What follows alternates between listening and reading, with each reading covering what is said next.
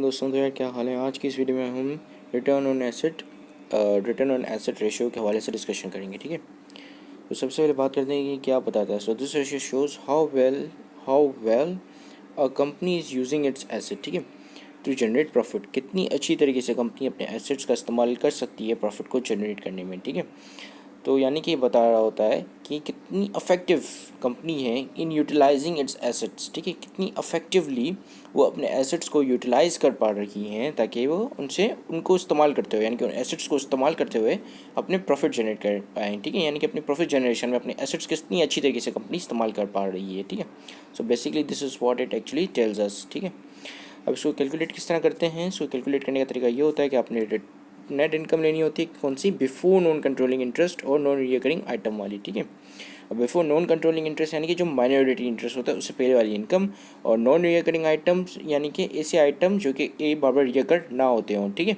जैसे litigation expenses हो गए, इम्पेयरमेंट्स हो गए, ठीक है, डिसकंटिन्यूड ऑपरेशंस हो गए।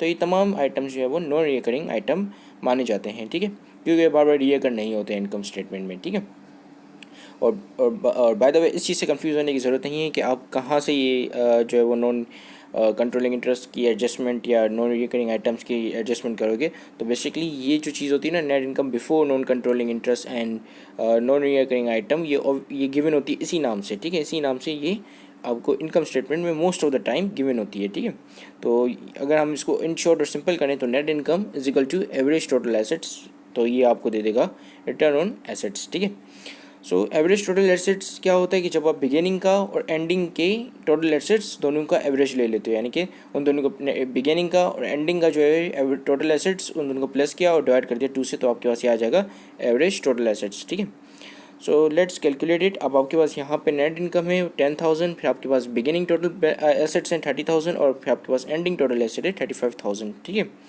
तो बिगिनिंग टोटल एसेट्स आप या पहले आप जो है एवरेज निकाल लोगे टोटल एसेट्स का। ठीक है, तो beginning plus ending and then divide by 2, आपका ये एवरेज आ जाएगा 32,500। ठीक है, ये आपका आ गया एवरेज टोटल एसेट्स। ठीक है, अगर आपके पास इन सम केसेस बिगिनिंग का अवेलेबल या बिगिनिंग का अवेलेबल नहीं होता, लेकिन आपके पास 2 ईयर्स का डेटा मौजूद होता है इनकम स्टेटमेंट का। ठीक है, तो आप जो प्रीवियस ईयर की जो एंडिंग टोटल एसेट्स हैं वो भी आप उठा सकते हो क्योंकि नेक्स्ट ईयर का बिगिनिंग होता है। ठीक है, सो ये हमने यहाँ पे एवरेज टोटल एसेट्स निकाल लिया। अब हम जो है हमारी रिटर्न ऑन एसेट्स कैलकुलेट करेंगे। ठीक है, तो रिटर्न ऑन एसेट कैलकुलेट करने के लिए आपके पास नेट इनकम होनी चाहिए न्यूमरेटर पर, और डिनोमिनेटर पे आपके पास होना चाहिए एवरेज टोटल एसेट, जो कि आपके पास यहाँ पर है 32,500। ठीक है, तो अब हम इसको अगर कैलकुलेट करें आपके पास आ जाएगा 0.3। ठीक है,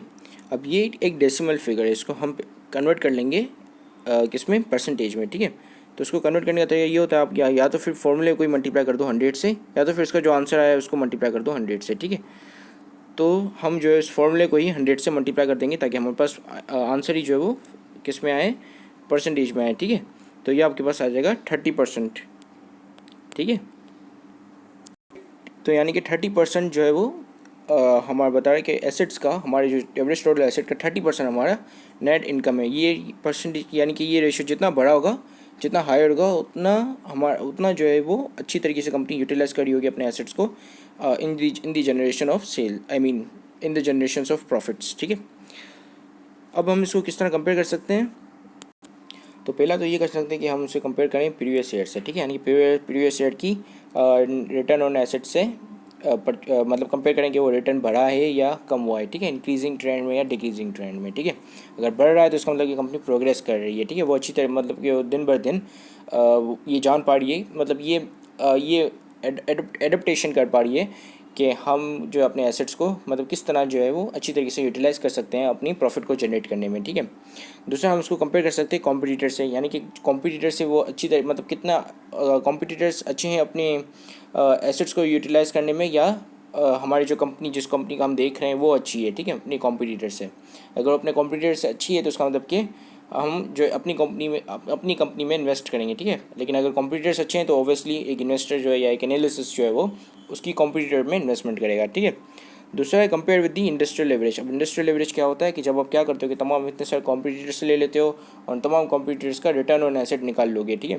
फिर उन तमाम रिटर्न ऑन एसेट का भी एवरेज निकाल लोगे तो ये आपका बन जाएगा इंडस्ट्रियल एवरेज, ठीक है। बहरहाल यहाँ पे हम जो है वो कंपनी के प्रीवियस ईयर से कंपेयर करेंगे इसको, ठीक है। तो कंपनी का जो प्रीवियस ईयर है 2020, उसमें कंपनी का रिटर्न ऑन एसेट है वो 6% है, ठीक है। जबकि 2021 में कंपनी का जो रिटर्न ऑन एसेट्स है वो 9% है। तो उसका मतलब कि कंपनी प्रोग्रेस कर रही है, कंपनी का रिटर्न ऑन एसेट बढ़ रहा है, यानी कि कंपनी दिन बर दिन अपने एसेट्स का अच्छी तरीके से इस्तेमाल करना जान रही है या सीख रही है कि अब किस तरह जो अपने एसेट्स का अच्छी तरीके से इफेक्टिवली यूटिलाइज किया जा सके अपनी रेवेन्यू को जनरेट करने में, अपनी प्रॉफिट को जनरेट करने में, ठीक है।